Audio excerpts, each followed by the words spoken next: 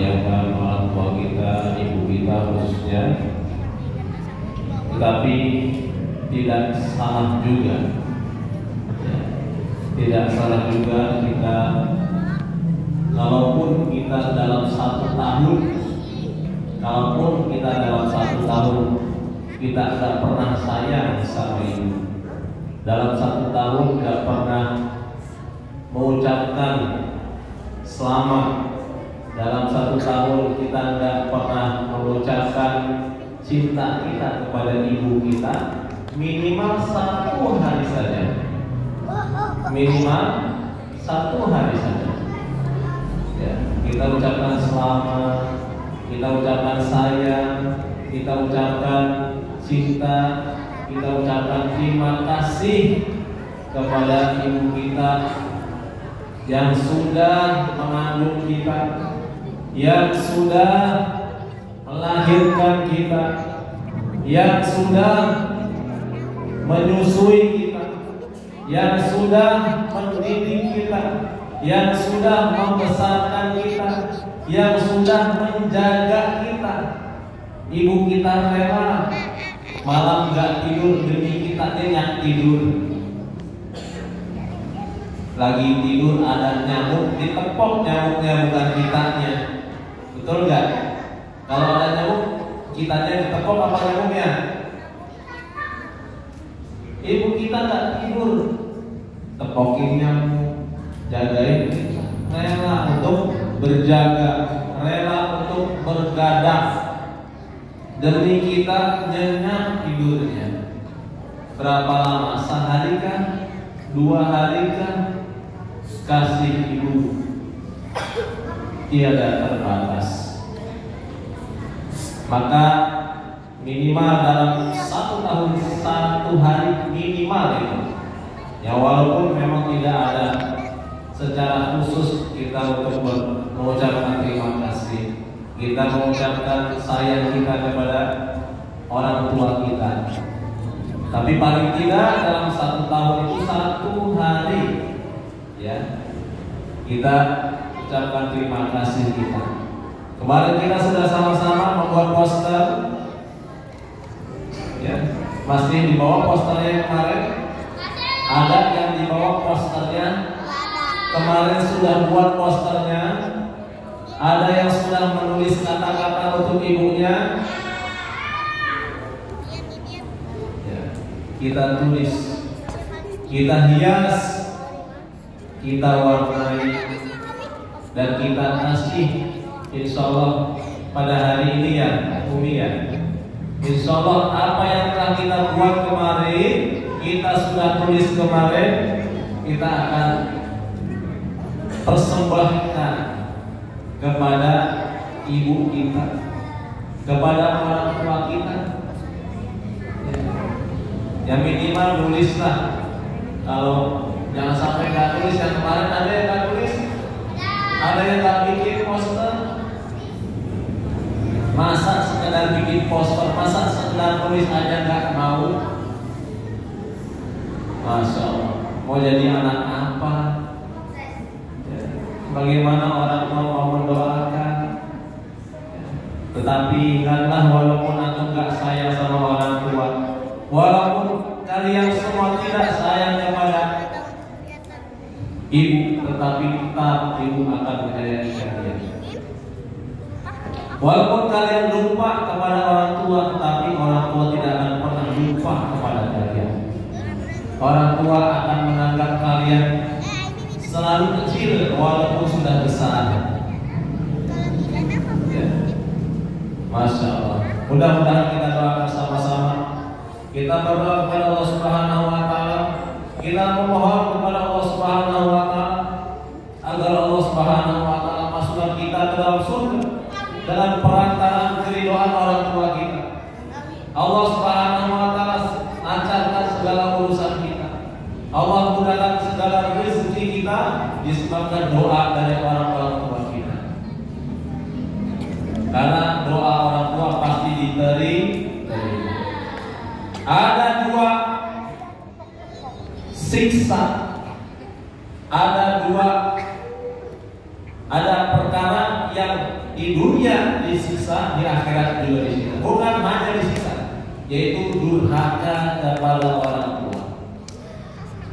Seseorang yang durhaka kepada orang tua bukan hanya di akhirat saja diazab, tetapi di dunia juga nanti dia akan mendapati azabnya. Mungkin kita pernah mendengar cerita-cerita, ya, cerita-cerita apa namanya itu ya? Nah, aku ada maling kan, ada siapa lagi? Banyak yang macam-macam. Ataupun kita pernah mendengar ada seorang sahabat Nabi yang bernama Alqamah. Namanya siapa? Alqamah. Namanya siapa? Alqamah. Cerita sebentar, mudah-mudahan cukup 4 menit.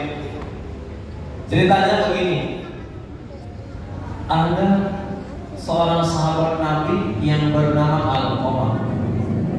Ketika akan meninggal dunia, ketika sakratul maut, malaikat mau mencabut nyawanya. Di zaman sahabat Nabi, kalau ada orang yang mau meninggal dunia, pasti mulutnya akan bisa mengucapkan La ilaha illallah Muhammadur Rasulullah. Tapi ini kok satu orang gak bisa mengucapkan La ilaha illallah. Ya.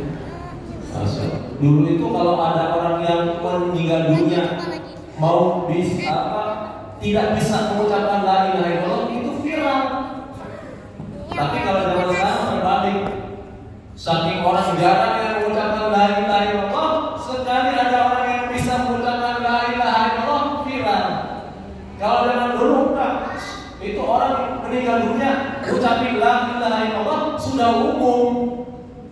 Rata-rata orang yang meninggal dunia itu bisa mengucapin La ilaha illallah.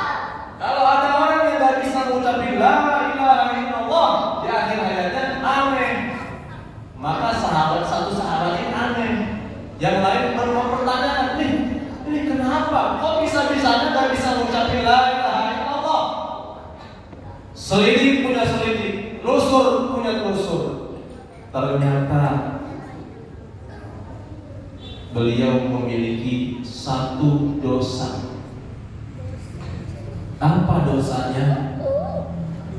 Yaitu ini bukan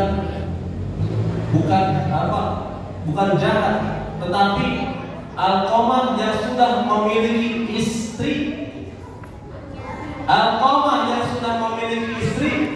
seringkali mendahulukan kemauan istrinya ketimbang kemauan ibunya.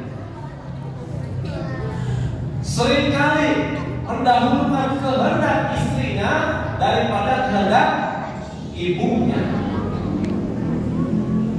Maka ibunya gak senang, ibunya kesel. Maka Alqamah ketika sakaratul maut, susah dicabut nyawanya sama malaikat itu gak keluar-keluar. Ngucapin La ilaha illallah gak bisa. Disampaikanlah oleh Bilal, wahai Rasulullah, sesungguhnya ibunya tidak mau memaafkan Alqamah. Ibunya gak mau memaafkan Alqamah. Maka Nabi sendiri yang datang langsung kepada ibunya. Jalan Nabi ke rumahnya Alqamah, ke rumah ibunya Alqamah. Assalamualaikum. Waalaikumsalam. Wah, ternyata Rasulullah yang datang. Maka ibunya Alqamah langsung cepat-cepat buang, ya Rasulullah, maafkan saya. Mengapa kau repot-repot datang ke sini? Kalau kau mau, saya yang akan datang ke sana. Maka kata Rasulullah, nggak usah, biarkan saya yang datang ke sini. Iya. Bagaimana wahai ibu? Engkau berkenan memaafkan anakmu yang sekarang sakaratul maut? Ibunya diam. Gak menjawab. Ya Rasulullah, bagaimana saya mau memaafkan anak saya? Saya kesel ya Rasulullah. Kesel. Dia seringkali mendahulukan istrinya dibanding saya. Oke. Tapi kan sekarang sudah mau meninggal dunia ini. Udah detik-detik mau meninggal dunia. Dia tak bisa mengucapkan la ilaha illallah. Bagaimana? Mau memaafkan enggak? Enggak ya Rasulullah, saya enggak mau maafin. Enggak mau saya maafin anak saya. Maka kata Nabi apa? Oke, baik. Kalau kamu enggak mau maafkan anak kamu dan dia susah meninggal dunianya disebabkan kamu kesel, disebabkan kemarahan, saya akan perintahkan sahabat-sahabat saya untuk mengumpulkan kayu bakar, lalu saya bakar Alqamah itu. Maka mendengar seperti itu, ibunya langsung luluh. Ya Allah, dari kecil saya, dari perut saya kandung dia, kemudian saya kasih makan, saya mandi dari kecil, ya. Saya sayangnya dari kecil. Masa anak saya dibakar ya Rasulullah, saya gak tega. Anak saya dibakar. Maka seketika itu juga ibunya, ya Rasulullah, mulai saat ini, detik ini, saya maafkan anak saya. Maka Rasulullah SAW pulang, pergi kembali ke Alqamah. Seketika itu juga Alqamah langsung mengucapkan la ilaha illallah, langsung meninggal dunia dalam keadaan husnul khotimah, mati dalam keadaan yang baik. Mau semua meninggal dunia dalam keadaan husnul khotimah? Apa syaratnya tadi?